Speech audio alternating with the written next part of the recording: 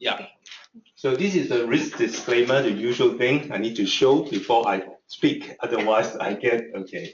Let's get a recap of the China and Hong Kong stock market. By the China stock market, we look at the Shanghai Composite Index. So last year we had this roller coaster ride.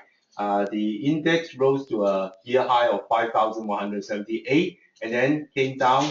It plummeted to 2,638 in February this year. So from the high of 5,178, tumbling to 2,638, it was down 49%. So it was also a very big bear market in the China market last year, whereby the index was down half. It was almost half from the year high.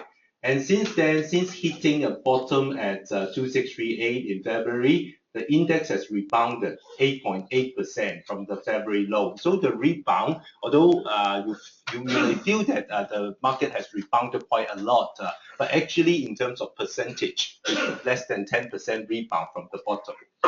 Okay.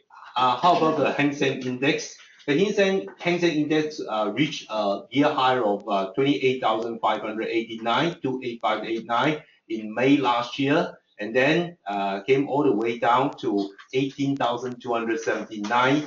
Also, the bottom was it bottomed out in February this year, so it was down 36% from the 2015 year high. So in terms of a percentage loss, it was less serious than the Shanghai Composite Index. But the rebound was stronger. You see, the Hang Seng Index rebounded 10.8% from the February low. Okay. And then the Hang Seng China Enterprise Index, the H-share index, it is even more volatile than the Shanghai Composite Index. It was down 49.9% from 2015 year high of 14,963. It almost hit the 15,000 level last year. But from 14,963, it tumbled to 7,499.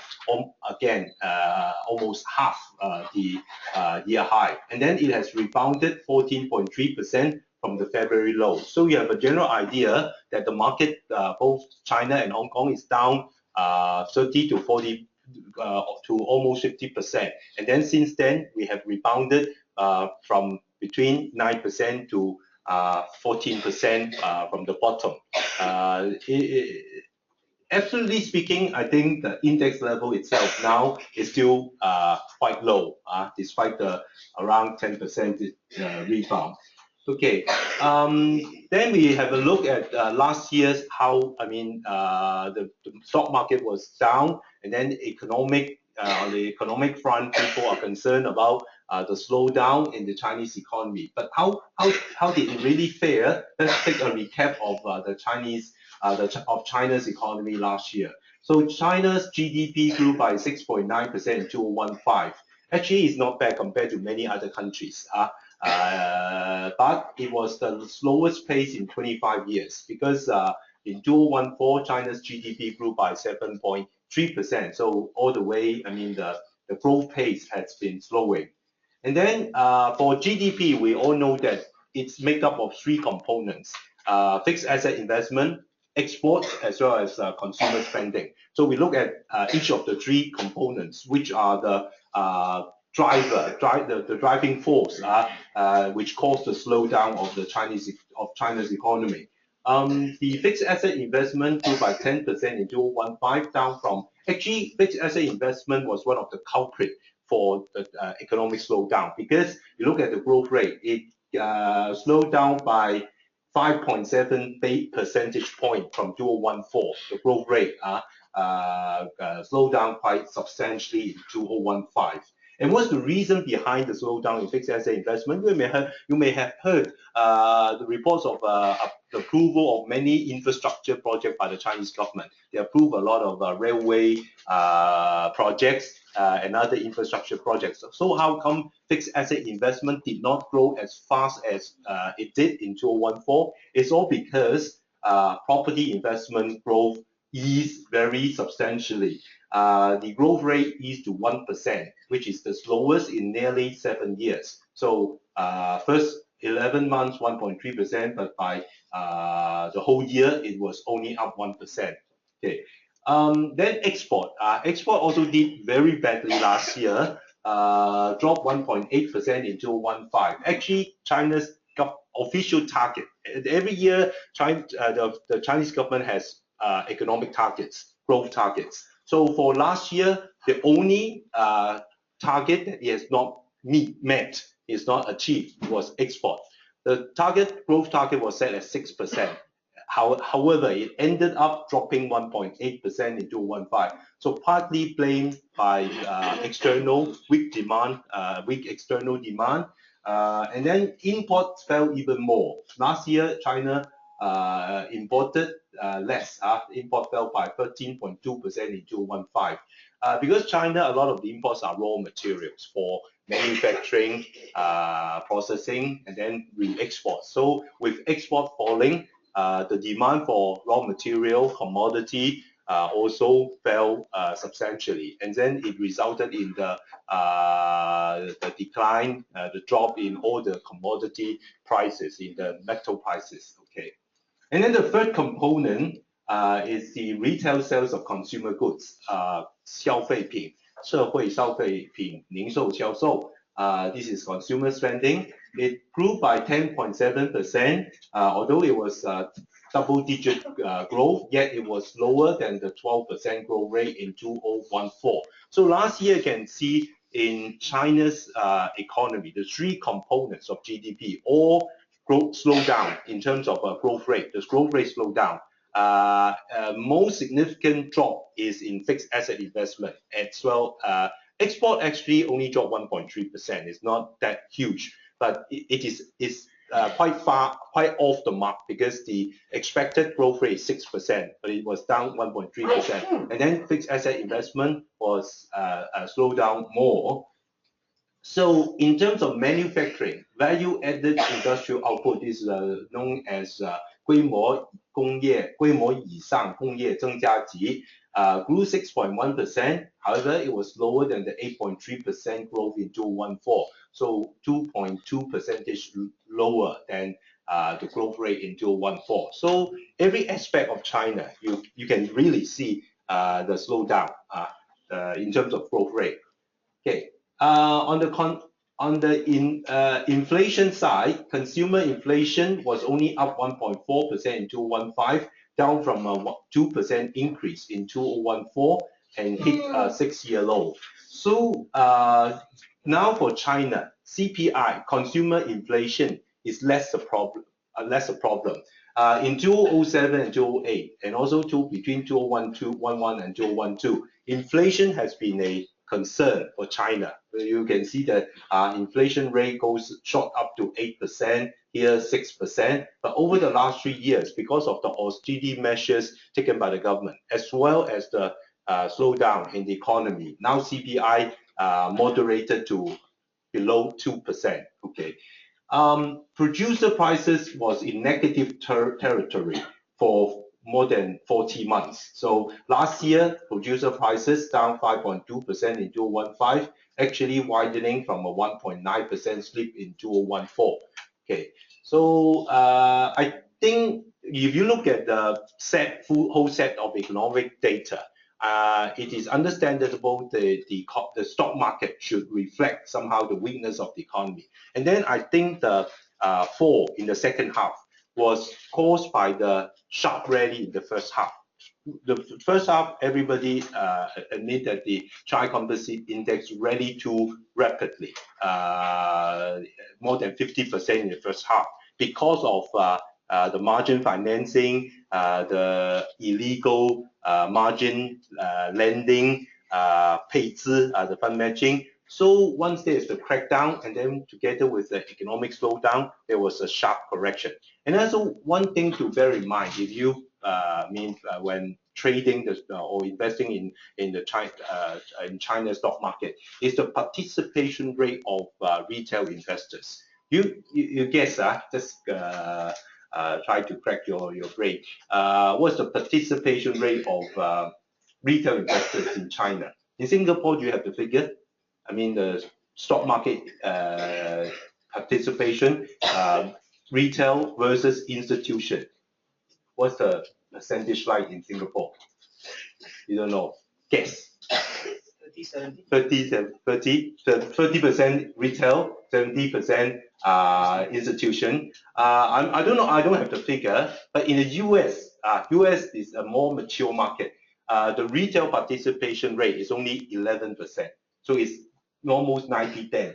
90% from institution. Actually, behind the institution is the unit trust. Also indirect kind of, but what I mean is direct participation by retail investors in China. You know the rate, the participation rate, according to the survey from the Shanghai Stock Exchange, 80%. 80%. So 80% from retail, 20% from institution. What does that tell you? That means I have to admit to say that, no offense, retail investors are always more irrational. Their response to market news or policy initiatives tend to be more knee-jerk kind of a reaction.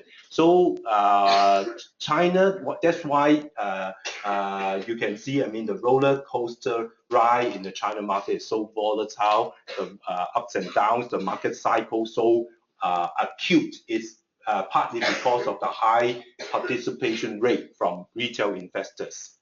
I think going forward, this participation rate in China, like in other markets, will gradually come down to maybe 50% or below 50%. But during the process, when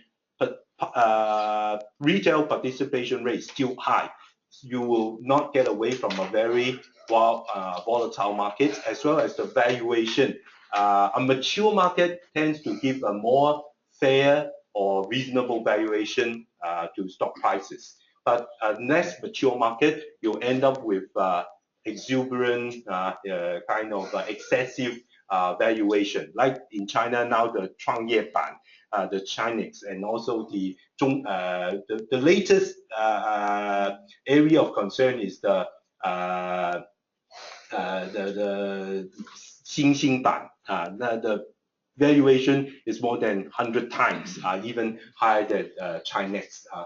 Okay, so these are the overview of the economy in China's economy in 2015. So let's look at 2016, how the government sees the performance of the economy in 2016. Growth target, this year they have set a growth range of 6.5% to 7.7% GDP growth in 2016, and then at least 6.5% economic growth for the next 5 years. Now, this is very rare because this is the first time in 20 years that the Chinese government did not give a specific numerical growth target. Every year they give either 7%, 7.5%, last year was 7%, so last year was slightly off the mark, 6.9%. It's not too far away from the 7% target. But this year, the first time in 20 years, they just gave a range. This tells you that the government is also quite uncertain of the economic growth this year. So instead of giving a specific target number, they give a range. So even if the end up for 2016, the GDP growth ends up growing at 6.5%, which will be 0.4% lower than last year, they can still claim they meet the economic target. So this year, I think if you look at the range, it means that the Chinese government also harbors some uncertainty towards the economic growth. But for the next 5 years, because this year is also quite important for China in terms of economic development and also political development. Now China still practice this 5-year plan, 5年计划. So this year is the 13th 5-year plan, 第13个13 from 2016 to 2015 is the 13th 5-year plan period. So they are projecting at least 6.5% economic growth for the next 5 years. If they manage to meet that target, I think it's not that bad. With the economy growing at least 6.5% in the next 5 years. Okay, CPI, they keep the target. Last year, they target CPI growth at 3%, but full year, it was only 1.4%. So CPI, this year, they keep 3%. growth rate. And fixed asset investment growth, the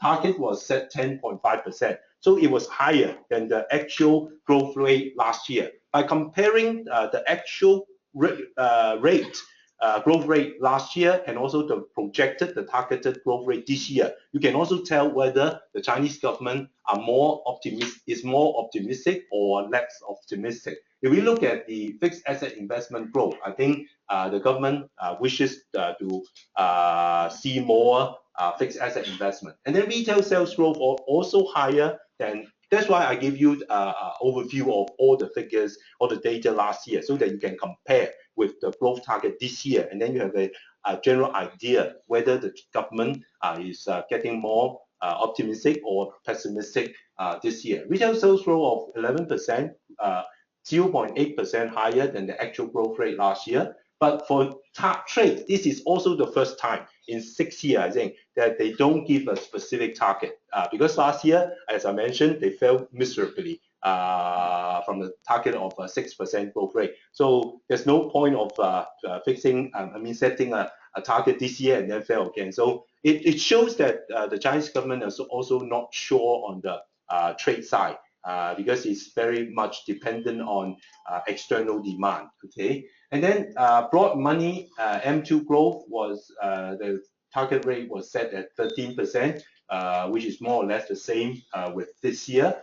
More importantly, they target fiscal revenue growth of 3%, more fiscal revenue, and then this is, I think, quite important. They raise budget deficit to 3% of GDP, up from 2.3% in 2015. What does that tell you? That means that implies China is going to spend more public spending. They're going to increase public spending so as to stimulate the economy. They cannot rely on trade, rely on the trade partners. So they have to rely on themselves by spending more government spending.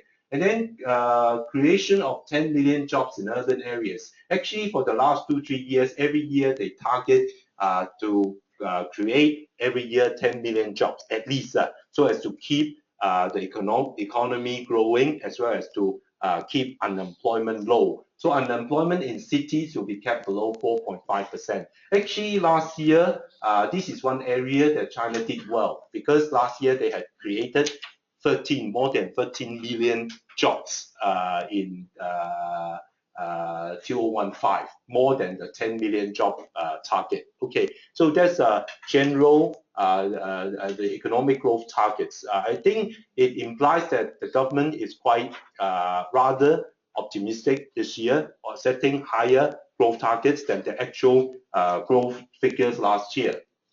Okay. So now we are already 3 months into 2016. We can look at some of the economic data to see whether there's any green shoot in the economy, and also whether the growth targets can be achieved, whether it's achievable, although it's still quite early to say, only 2 months with 2-month figure. I think the most important driver for China's economy this year would be the fixed asset investment. Last year it was fixed investment, the slowdown that brought the growth rate down. This year, I think it will be the fixed asset investment which will drive the economic growth. So fixed asset investment rose 10.2% in the first 2 months of 2016. Below, I show you the figures are all combined figures of January and February. Because February, you have the Chinese New Year. It's distorted a lot by seasonal factor. So we look at 2 months, January and February combined, so and compare with the same period, January and February in 2015, so you get less distortion. Okay. Fixed asset investment, the rise is caused by very important, the property investment. So last year, you remember I showed you the figure for the whole year. Property investment rose only by 1%, very low growth rate. This year, in the first 2 months, property investment rose 3%. It's 2 percentage points higher than the full year growth rate last year. 3%, of course, is not a big mean rise, but compared to the full year rise last year, I think it was quite substantial. Okay, Then exports still did not improve. In the first two, in February, exports actually fell 25.4%. It's the worst fall since May 2009. But February, this one I only give you the February figure. January figure is quite moderate, up a little bit. February, you see the plunge because February is again affected by the Chinese New Year.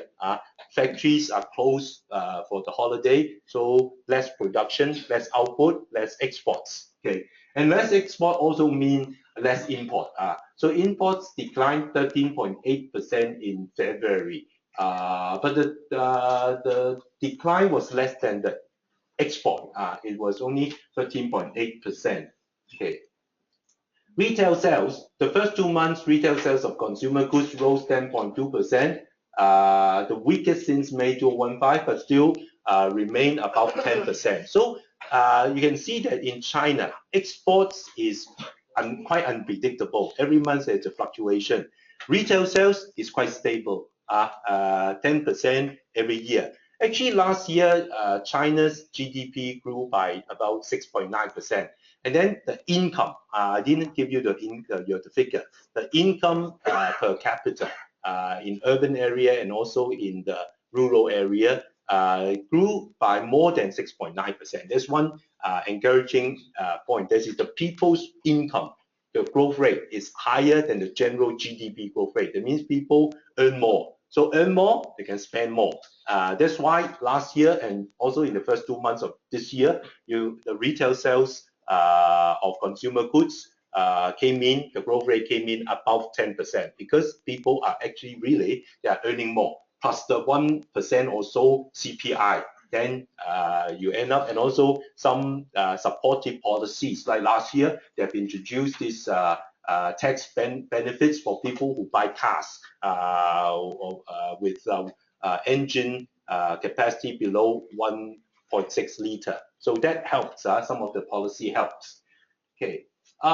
Manufacturing is still weak in the first 2 months. January, February, factory output grew only by 5.4%, the weakest since November 2008. So manufacturing was still slowing down, very sluggish. And then CPI, partly because of the Chinese New Year factor. So CPI rose 2.3% in February. It was the fastest since mid-2014 because food prices jumped. Vegetable prices and pork prices jumped in the beginning of this year. But I tracked the pork prices very closely because pork prices sometimes account for 30 or even to 40% of the CPI because it's an important component in the CPI. With pork prices dropping, it will drag down the CPI. Now pork prices for February, it was 25% higher than the previous year, than 1 year ago. China, there's always this cycle, as I have pointed out in the past, 3-year cycle for pork prices. That means you see the peak and the bottom occur within a 3-year period. China still, you have this pork prices cycle because a lot of the farmers are individuals. So they don't make wise decision. When market boom, they all get into the market and raise more pigs and then cause oversupply. And then after oversupply, prices came down, then they left the industry, so the demand shrink. So this causes cycle. But I think this year CPI will continue to edge up quite moderately because oil prices have already rebounded. Iron ore prices have also rebounded quite a lot. So this year I don't think we will see CPI in China below 2%. It will be about 2%.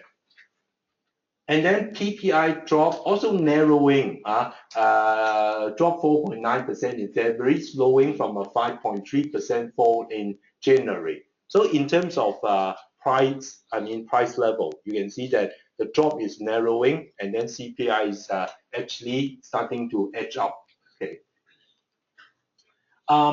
These are the leading indicators I always look, but of course, the PMI, Purchasing Manager Index, still show no signs of strong recovery in the manufacturing yet. No strong signs of recovery in the manufacturing because the official PMI fell to 49 in February. It was, I think, 4 months below the 50 threshold. 50, above 50 means the manufacturing sector is expanding. Below 50, it means it's in contraction. So the manufacturing sector is still in contraction, okay? But not too far from 50, the 50 threshold. As for the Caixin manufacturing PMI, it edged down to a 5-month low of 48. So both PMI shows that the manufacturing is still in contraction. Okay. Then where does the growth come from? Where will the growth come from? I think this year the growth will come from, as I pointed out earlier, fixed asset investment. And fixed asset investment will be driven by property investment. You may have read in the paper or reports that now China property prices in some of the cities are rallying again, especially Shanghai, Beijing, wow, rally quite a lot. And now the government is considering rolling out policies to curb the rise in the property prices. That's a fact. Property investment rose 3% in the first 2 months for the first time in 20 years. So for 24 months, this property investment kept dropping.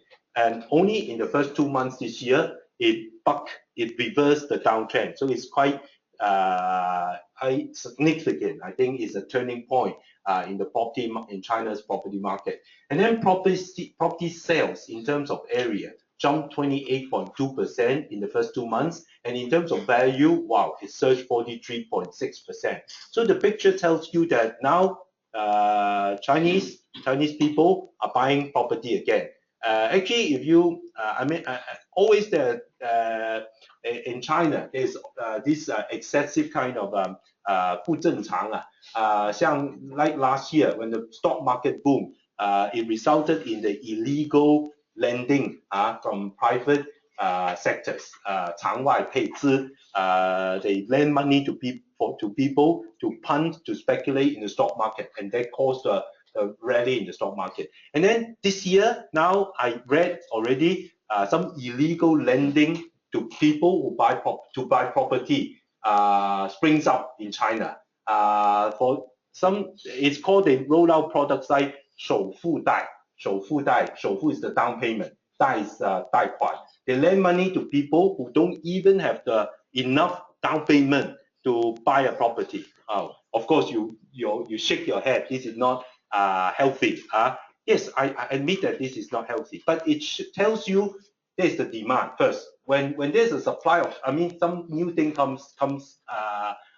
appears that tells you there's the demand for such thing. So there's the demand for lending to buy property at the moment, okay? And then also you may have read news that university students now in China, wow, they are getting very excited. So there is this new activity taking place called 众筹. 众筹 means everybody farm out a small amount of money and then group together to buy property.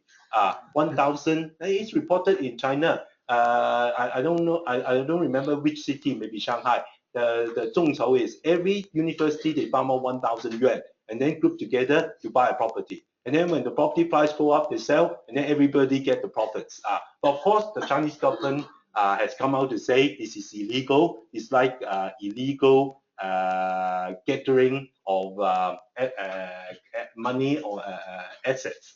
But it also shows you that people now are getting a bit desperate when in terms of property purchase. Then you may ask the question, well, it does mean that another bubble is brewing now in the property market. Last year it was in the stock market.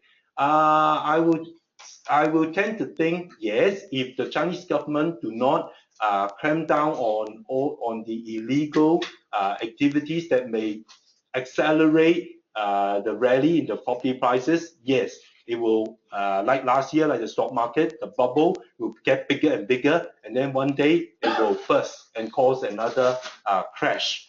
But I think to the Chinese government, the property market is more important than the stock market. When the property market, when there's a bubble and when it really bursts, it causes, I mean, even the banking system will get hit.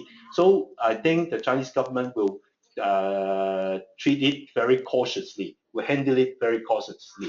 And before that, I think these are market cycles that we cannot get away with, always ups and downs, peaks and bottom. So I think the China property market has entered a bull market. It has entered a bull market. And then before reaching the peak of the bull market peak, we are in a phase. So either my view is the economy this year, it will be, the growth rate will accelerate this year, higher economic growth rate. And then that will result in higher valuation for the stock market. This is one assumption. And then the higher economic growth rate will be first primarily driven by the property market, property investment, and then subsequently other fixed asset investment. Then my view is either you think it's too dangerous, I still don't want to play to touch the China market. Okay, if you think now is still, I'll show you of course the valuation side. It's still cheap, there's still upside. Then I think you had better get in earlier before things become excessive. Now valuation is still cheap, as I pointed out to you. The Shanghai Composite Index, it has only rebounded 10% or so, 8.8% from bottom. Hang Seng up about 10%. It has not even retraced 30-40%, which is according to Fibonacci ratio. After a huge drop, you should see a rebound of 30-40% from the bottom. We have not seen even that. So from the fundamental side, I think the economy is, the housing market is warming up in China. And that I also explained that how property market affects at least 40 other sectors, direct sectors, like construction material will benefit, cement, iron, and glass. And then transportation will also benefit. On top of that, home appliance. With more home purchase, people will buy more TVs and refrigerators and air conditioner. And then car purchase may also indirectly benefit from this housing boom. Okay, so new construction. Then you can see the chain of events with property sales jumping, then developers are more upbeat. So new construction rose 13.7% in the first 2 months of 2016, reversing a 14% annual drop in 2015.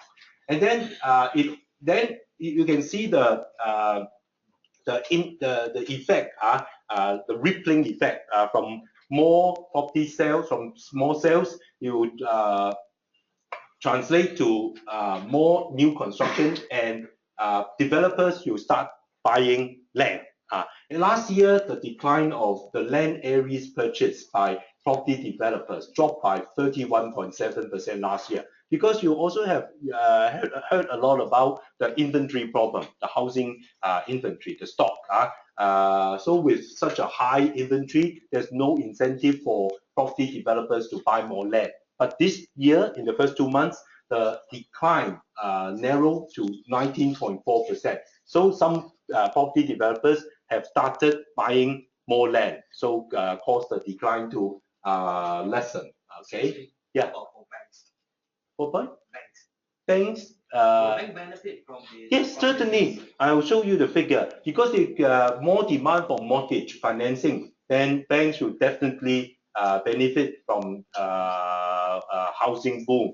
They can lend out more money to people who buy property. Yes, definitely. The answer is definitely. So this is a chart showing you the last 3 years, the property prices. It dropped in 2014 and then started to rebound in late 2015. That's in the second half of 2015. So this is tier 1 city. That's why I think this is official statistics, but the actual, according to people in the real estate industry, they said that the real growth rate is much higher than this 1.5% growth in tier 1 city. Cannot be that low. This is official. So, but tier 2 and tier 3 city still, because there is this inventory problem, so the rise is less obvious. So I think in China going forward, there will be this so-called 2080 rule, this 2八分的 policy. Towards the first tier city, the government will tend to be quite tight, will adopt a more tightening kind of a policy stance. But for the towards the second tier and third tier, or even 4, 5 tier, 6 tier city, the government will take a more loosening stance, a more easing type of more policy to support the property market in tier 2, tier 3, tier 4, tier 5 cities. You see the divergence 2八分的. Okay. China's housing market is important because it counts for around 50% of the economy, and it began to stabilize in big cities last year. Not without reason, because the Chinese government have rolled out a series of measures last year to prop up the property market. So what you are seeing now does not happen by accident. It's actually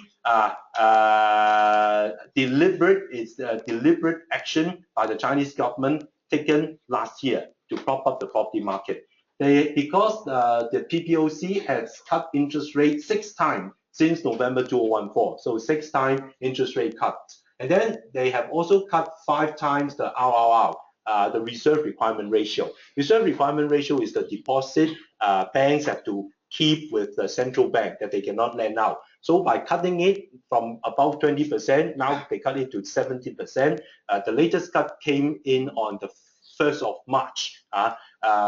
Bank can have more money deposits to lend out to people who buy property and also other use that. So that's why you ask me whether banks should benefit. Yes, because, and also policy support the banks to cut by cutting RRR, giving them more resources to lend out.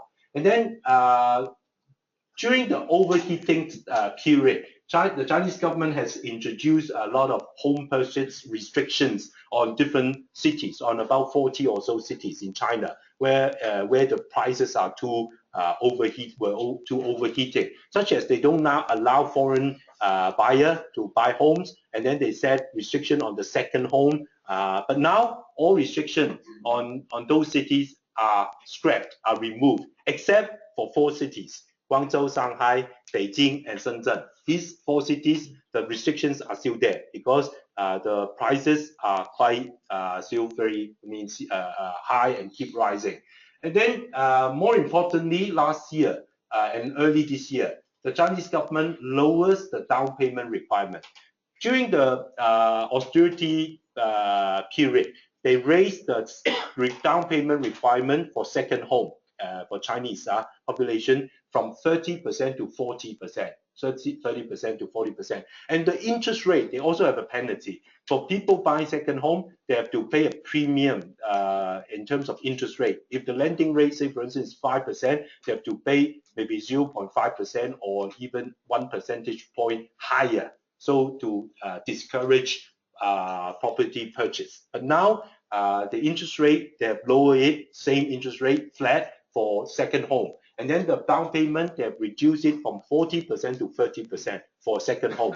I think 10% is a big difference for the consideration. If you buy a property, 30% to and 40% makes quite a big difference. And then for first home, they also recently reduced the down payment requirement from 25% to 20%. So now for people who want to buy it was their first home. If it's their first home, they just need to farm out a down payment of 20% of the acquisition price. Okay, so all these together now start to take effect on the property market. And then property market, in my experience, not like the stock market, once a trend has formed, it will continue, persist, at least for a longer period than trends in stock market. Stock market, the trends, uptrends or downtrends can be quite short. But in property market, I think in Singapore, you realize the rally, wow, it can be in Hong Kong. The stock property market has been rising, I think at least 10 years. Now up to last year, we start to see some correction in the property market. But before that, property prices keep rising 10 years in a row. Then, and also what are the supporting factor behind? I mean, if we expect the property market to continue to rise in China, I think there is this pent-up demand. Now pent-up demand is, now you see the pent-up demand coming into the market. And then externally, US still near zero interest rate, Europe, Japan, they are all, some countries are even negative interest rate. So in China, I think the trend going forward, interest rate will continue to come down a bit. Now there's still room for the PBOC to cut interest rate. So with lower interest rate, supportive policies, I would tend to see this property, the property prices rally will continue at least throughout 2016. You'll see higher property prices. But of course, the risk is if it rises too fast, then there's risk left. Okay. Just now, this gentleman asked me if banks will benefit. Now you look at this. Never have we seen in last 10 years. January new loan yuan climbed to a record 2.51 trillion. Wow. Okay, so property prices, I mean, when you buy a property, in the past, although people tend to say Chinese are very cash rich, when they buy property, they don't need to borrow money from the bank. They give all the cash. But now, of course, it's not the same. It's more middle class coming up. When they buy a property, they still have to borrow money from the bank. So you may ask, where this 2.5 trillion? These are figures from the PBOC that bank lend out. Does it mean that the manufacturing is so booming? They need to borrow money, so much money from the bank to invest in infrastructure in their factories? I think the answer is no. It's more driven by the property market. So 2.5 trillion new yuan loans in January, and then February it came down because of the Chinese New Year factor. New loans came down to 726 billion, but combined January and February, I think the figure is still very impressive. You've got more than 3 trillion new loans granted in the first 2 months of 2016. Average every month, I can give you the figure. New loans average made by banks in China about 700 billion to 800 billion. That's the average. So February is slightly below or near the low end of the average, but January is much higher than the. Then with more loans lent out, the banks will earn more interest income. So at least that will help the bank. Last year, I think now Chinese banks. In the past, when I came to Singapore, people asked me my view of Chinese banks. I have been downbeat on Chinese banks for at least 2 years because Chinese banks are facing many challenges. So namely, weak demand for loan because of the economic slowdown. So weak loan growth, and then weak loan growth means lower interest income. And worse still is the interest spread in China is narrowing because they are liberalizing the interest rate. In the past, interest rates are controlled by the PBOC. Now it's more market oriented. Banks can set their own deposit rates and lending rates. So, but by liberalizing interest rate, it results in narrowing interest margins. And then worse still is on top of that, NPL, non-performing loans, are rising very rapidly. So that all eat into the profits of the banks. That's why last year, the 4 state-owned banks have not reported the full year results yet. They will report the results soon. In the first 9 months of last year, ICBC, CCB, their earnings just increased by less than 1%.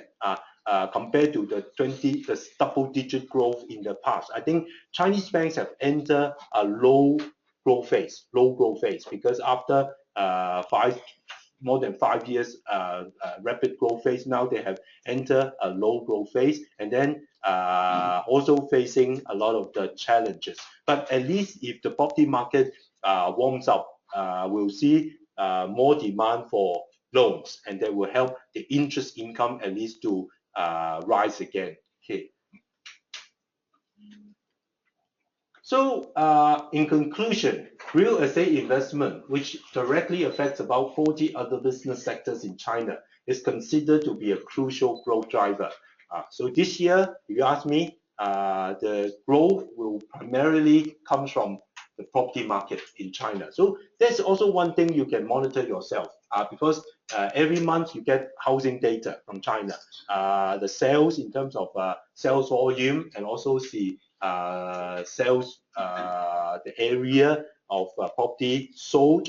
You can compare whether there's still there's a continuous increase in the transaction, and then you can also look at the price to decide yourself whether the price rise is healthy, they will be sustainable. Okay.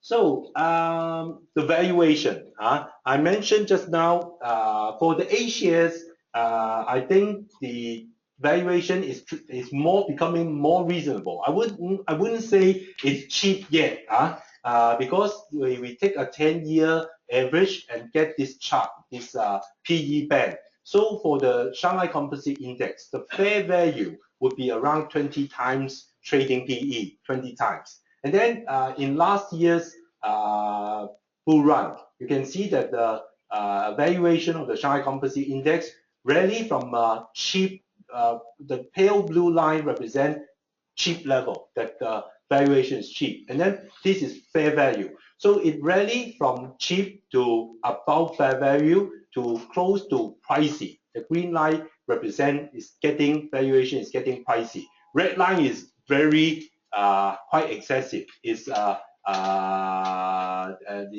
warning signal. So you can see that in the last 2 bull run, in 2007, when it briefly breached short about the red line, then it resulted a sharp crash afterwards in 2008. And then in 2008 and 2009, also there was a rebound because of the stimulus, 4 trillion stimulus package. It caused the stock market to rebound strongly. Then this time around, when it rose close to the red line, wow, again you see. So if you ask me whether there's any kind of potential risk of big fall, I think from this chart you can say no, because by no means we are close to the green line or even the red line. So in terms of safety, we are quite safe. But the problem is how far can it, rebound, or how much upside do we have? Because it's not reaching the cheap level yet. So A share is a bit, you can see the Shanghai Composite Index only rebounded 8.8%, less than Hang Seng and also X share, because the valuation itself is also not as cheap as Hong Kong stocks. So let's look at the Hong Kong stocks. Hong Kong stocks now at the cheapest valuation again since the financial crisis. So over the last 9 years, you can see from 2007 to 2016, this is the 3rd time that the valuation of the Hang Seng Index dropped below the blue line. That means it's post-financial crisis level. Now it's still, despite the rebound, it's still near the blue line, which is -1 standard deviation from the fair value. I can claim to say that if you buy Hong Kong stocks at the moment, if you have holding patience and holding you can hold, buy and hold, then I think the chance of making a profit in 1 year's time is still very high. And the downside, you can see here, maybe it will drop again if any bad news happen. It will drop again to around 18,000, 18,200 February low. But if now it's 20,000, if it dropped to 80,000, it's less than 10% drop from the current. But if I'll give you the index targets, I think the upside now outweigh the downside. If you, at this level. Okay. How about each share? Each share, yes, you can see it's even cheaper. Cheaper than dirt or cheaper than cheap. Okay. 2007, the valuation dropped to about this is about 8 times, 7, 8 times. Now it's trading even closer to 5 times PE. Very cheap. You may ask why so cheap. Valuation, cheap valuation means it actually is pricing in a lot of market risk. Something that should worth $1 is now trading at 50 cents. Why? Because people are fearful. They are fearful they will drop to 20 cents or even lower. So something that value at $1, people are willing to sell at 50 cents because they are worried. So actually, the valuation itself have already priced in a lot of market risk or even the so-called black swans. Once, I think this year is very likely, if the market risk, those market risks, expected market risks, do not materialize, then you'll result in a recovery in the valuation. People will find that, oh, I'm over conservative, over bearish, and then now there's upside. I think that happens already in the US. Late last year, the Dow dropped to below 16,000. It's because this risk-off mentality has come back. People are afraid, don't want to take risk, so risk-off. So it caused the US, the Dow, to drop sharply to around 15,600 or 700. But after that, when oil price rally and then things did not look as bad as expected, then you see a sharp rally in the US market from below 16,000. Now it's trading at 17, about 17,000. So this is the valuation swing. I expect this year it will happen, and by valuation rebounds, then you'll see our index target. For the Shanghai Composite Index, our target is 3,600, which represents 25% potential upside from the current index level. We come up with this number both from the technical analysis as well as fundamental. Fundamental, we look at the valuation and we think 3,600 is a fair valuation in terms of PE, trading PE for the index. And then 3,600 is also calculated based on a 38.2% rebound, retracement of the drop from 5178 to 2638, because according to Fibonacci rule, the ratio, when there's a rebound, at least 38.2%. So we are targeting 38.2%. Actually, 3,600, if you look at the chart, is exactly the first rebound level after the sell-off last year. Yeah, you can see here. The index tumbled from 5178, then breached the 3,000 support level, first down to 2,800. And then from 2,800, it rallied, because it dropped too fast, so it rallied to around 3,600. This is actually it has the market has rebounded to this level in late 2015. And because the economy does not improve further, so there was a second leg down, and then it brought the index down to 2638. Now it's around 2,800 and 2,900. The previous bottom, from the technical and another point of view, the previous bottom becomes a near-term resistance because it first dropped to around 2,850. and then rally. Now, after breaching the support of 2,850, 2850 becomes the resistance level. I think it will hold for a while, this resistance level. That means is the index may find it a bit difficult to breach the resistance of 2850. But if you ask me, finally, ultimately, it will manage to break out of this resistance level, because the rebound is not completed yet. And then once it rebound, and also you can see that this drop from 3,500, 3,600 to 2,600 actually happens in a very short period. We look at charts, we look at the way it dropped. If it dropped in a very short period, that means there's not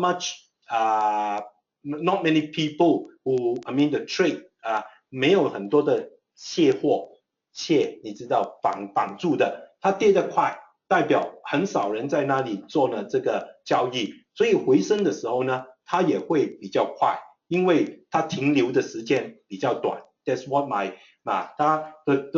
but like this one, I think the 3,600 is quite steep because it's trade between 3,400 and 3,600. Here, I think there's 2 months. Then there will be more resistance. The steep resistance will be stiffer up at those levels. So you look out if there's a breakout of the 3,000. I think and also another advice from a technical point of view. Now, because the market is still in a zigzag type of a wall and no clear breakout yet, then you can wait if you want to adopt a wait and see. And once it manages to break about 3,000, I think that's a very strong bullish signal. And then you can jump on the wagon, even because from 3,000, if you manage to hit our target of 3,600, we are talking about 600 point in terms of index. Of course, which stock you pick is another issue. Okay, 3,000 is for the Shanghai Composite Index. 3,000 is a important breakout level. Watch out for the breakout. Okay. As for the Hang Seng Index, I'm targeting 23,500. Actually, 23,500. Now this is 24,000. This is 22,000. So this is also the first rally after the drop to close to 20,000. Now, I think sometimes chart really,有点怎么讲呢？神奇了。你看，它从跌到20,000大概200点第一次的支持位。Sometimes after breaking the support level will become the resistance level. That's why you can see the last 1 week. The index was struggling, still cannot break out the 20,300 to 20,500. It broke out, then came back again because it was the previous low. So you will take some time. The trend, if you ask me, it will ultimately break out. It will take some time, and the longer it takes to break out, I think the subsequent rally will be sharper because it's like 攻城，你攻那个城门，如果你攻的越多，坠击的力量越大。一旦攻破，哇，那个厉害，那个the force will be even stronger. That's from technical analysis. Okay, so 21,000. I think for Hang Seng Index, the breakout level is 21,000. Once it breaks out 21,000, I think I will be back sometime in the second half this year. Whether I'm accurate or not, then 你可以秋后算账了秋前，因为 I think I'll come back before autumn. Then you can 秋前算账黄师傅说的准不准 ？Okay. The China, this H-share index, we are targeting 10350. Actually, it has rebounded to close to 11,000. So by 10350, we are looking at the rebound level somewhere here.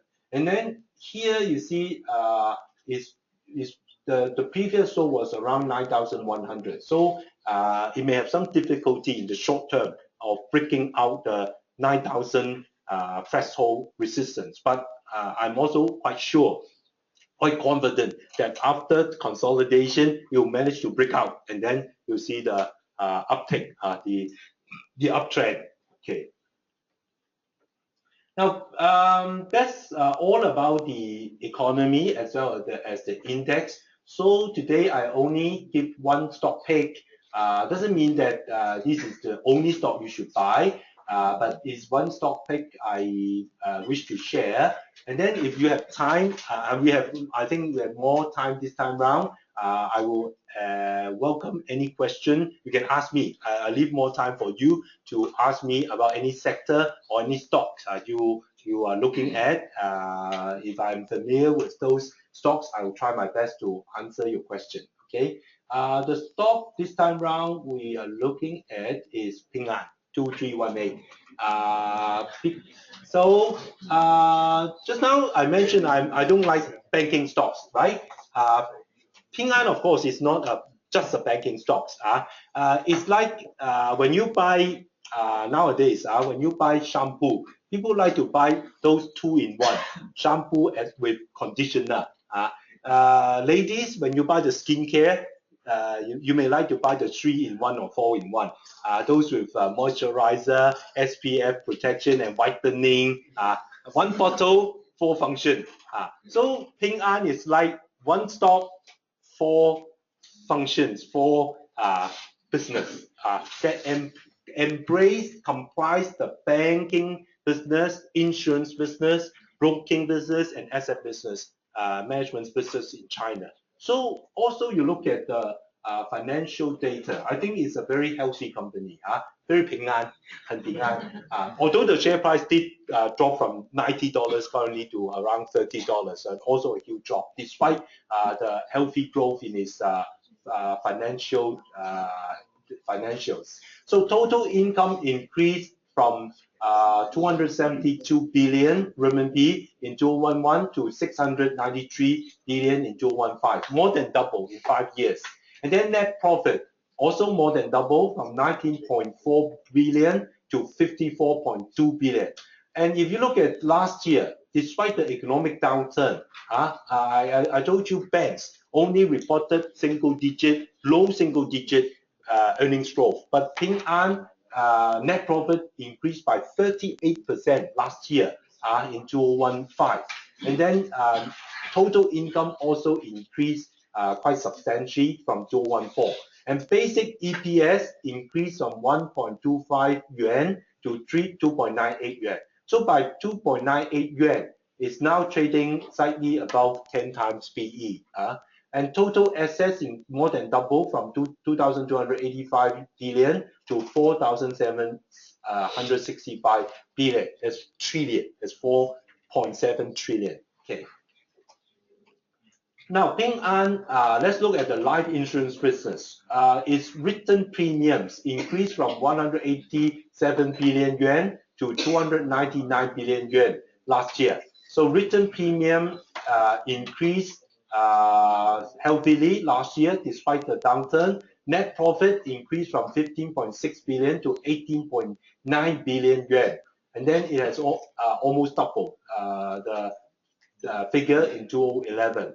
And net investment yield, the highest in 5 years, partly because last year, the first half, the stock market was booming, so higher investment yield. And total investment yield came in at 8%. Before the result announcement, I was expecting a drop in the investment yield in the second half. But after looking at the financial statements, the first half and the second half, surprisingly, the second half, the investment yield was even higher than the first half. So that means it was not hit like other insurance companies by the market correction, the market crash. The investment yield, because China, most of the life insurance companies are still very conservative. They are only allowed to put 20%, up to 20% of their premium into equities. Others, they have to buy fixed income or fixed deposits. So 20%, and like Pingan, they don't put they don't reach the maximum, the cap. Around 11% of the premium are invested in equity. So the correction does not affect the overall investment yield very much. And then solvency margin. We look at solvency margin whether it's healthy. So for the last 2 years, the solvency margin of Ping An's life insurance business came in above 200 times, 200%. Sorry, not 200 times, 2 times, 200%. So they are well covered in terms of solvency. Okay, let's look at the property and casualty insurance business. The premium income increased from 83 billion yuan to 163 billion yuan, almost double in 5 years. Net profit more than double from 4.9 billion to 12.5 billion. And last year, despite the economy so weak, his net profit of the property and casualty insurance business increased by I think this is 40%, 30-40% compared to 2014.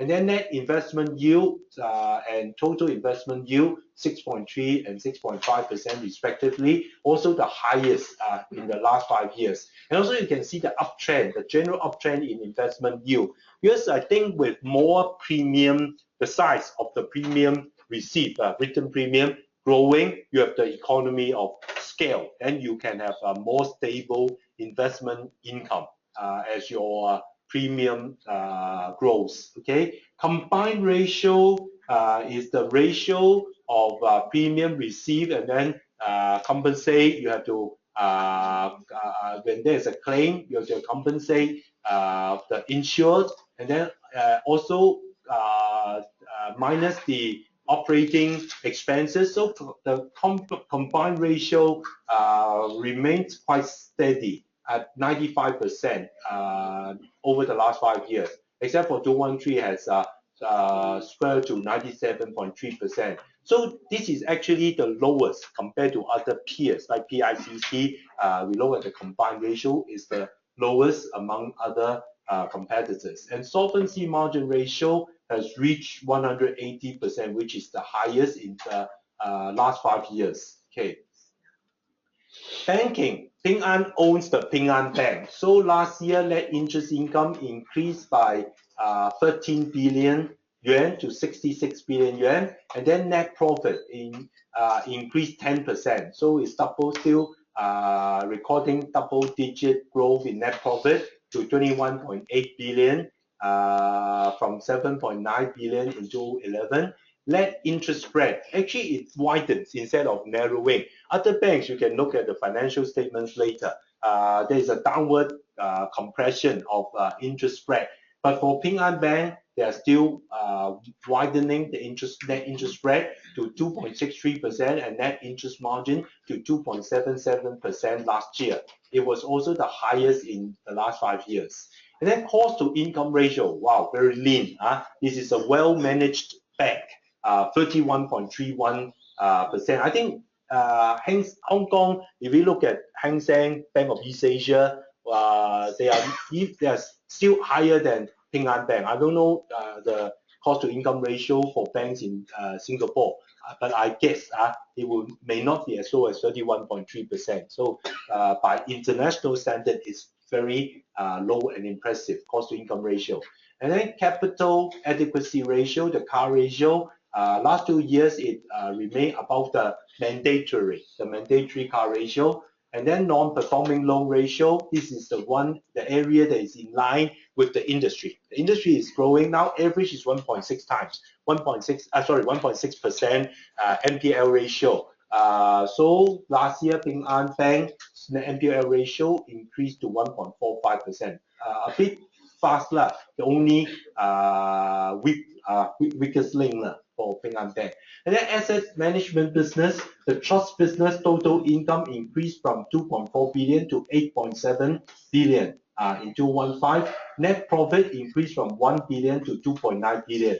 Assets held in trust increased from 196 billion to 558 billion. And lastly, security business. Last year, it was a record year for Ping An Securities. Total income increased from 3 billion to 10 billion, 6 billion more than 2014 because of the bull run last year. And then net profit reached 2.4 billion, Of course, this year we expect some decline in earnings from Pingan Securities, but other business arms should continue to do well. So you have a general idea for Pingan. I think this is a if you I'm not actually saying that you must buy Pingan, but because in the past people tend to come to me, ask me Chinese financial stocks, then I tend to think that if you want to buy financial stocks, Chinese financial stocks, then Pingan is a better choice because of its more balanced business portfolio, as well as all business portfolio. You can see they are growing very healthily. Okay, so that actually ends my presentation. But before that, also some business highlights about Pingan. You may ask the growth driver. What will be the growth driver? I'll tell you later. Written premiums from life insurance business up by 18.6% over the previous year. That's 2015 over 2014. And written premium from new business of individual life insurance up by a 50.9% increase over last year. Because when we look at insurance company, we always look at the new business value. That's more important. Old business, they will continue, but new business, they have to get new business. And new business value of life insurance grew by 40.4% over last year. As for why such a huge growth? It's due to two factors. First, the number of individual life insurance sales agents increased 36.9% to nearly 870,000. So close to 1 million sales agents under Pingan. Then they have expanded their sales force. By expanding sales force, if you don't raise the productivity, it doesn't really make sense. So last year, the first year written premiums per agent per month amounted to 7,236 RMB yuan, up by 15.9% over last year. So the growth in premium is actually driven by two positive factors. One, they have expanded their sales force. Secondly, they have raised the productivity of each sales agent. So they result in a faster growth in written premiums. That's the picture. Okay. As at now, internet. I think one growing China in the last 2 years, you heard or you read in the reports that the Chinese government is pushing very aggressively promoting internet finance, 互联网金融.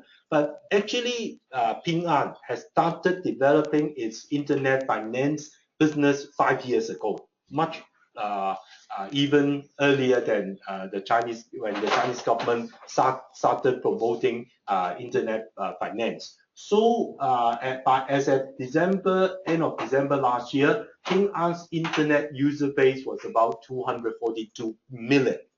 China has a total population of 1.3 billion. So it's about close to 20% of the total population are their internet user.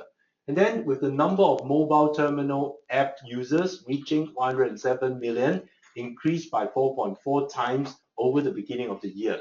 And the number of internet user increased by 75.9% over the beginning of the year. Okay.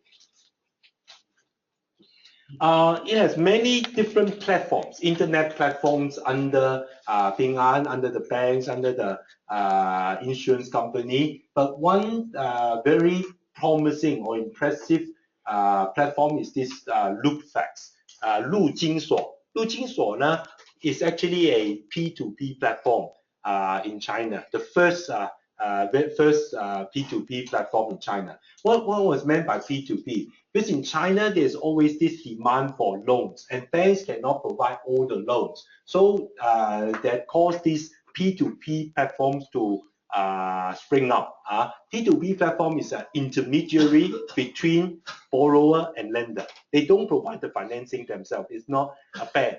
It does not lend out money, but it provides an internet platform whereby if you need money, then you can register with the platform, and on the platform you can ask for, apply for loans. And then those who have money to lend out, they also they use the platform to find borrower for their money. And P2P is a intermediary. So it's growing in leaps and bounds. Active investment users of LookFax reached 3.63 million, up by nearly 10 times over the beginning of the year. And many of the users are actually corporations, small and medium sized companies. Total trading volume of LookFax achieved 1,525 billion yuan. That's 1 trillion, 1.5 trillion yuan in 2015, up by over 5 times over last year. So there's actually talk that Pingan will spin off LookFax for a separate listing. The latest report is it may spin off LookFax to be listed on the A-share. In the past, it's reported that it planned to spin it off and list it on Hong Kong, but now the latest is A-share. By listing on the A-share market, you'll be able to get a even higher valuation for the listing. So actually for Pingan, some of the internet platforms are ready, also have the earnings to support a separate listing. So with separate listing of different arms, actually the hidden value of the company will help unlock the hidden value of some, not all, but some of the hidden value of the company with more spin-off and listing. So Pingan potential upside may come from the spin-off of some of the subsidiaries that is doing well. Okay.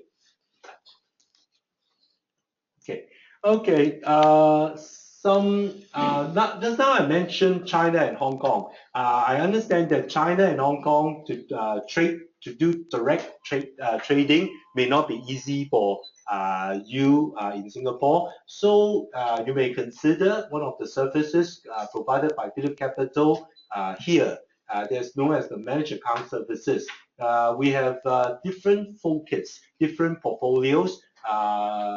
Thailand, Malaysia, Singapore, and we have also Hong Kong, China focused equity, which is advised by the PCM, PhillipCapital management team, headed by me in Hong Kong, and they will mirror our strategy, try to mirror our strategy in Hong Kong and China. So this service may suit people who don't know how to invest in Hong Kong and China, or don't have time, or don't have large initial capital. If you want to find out more about our managed account services, you can go to this website, www.phillip.com/sg managed accounts, or call our hotline 6531-1555, or email managed account inquiries at phillip.com.sg. Okay. Okay, so that ends my presentation.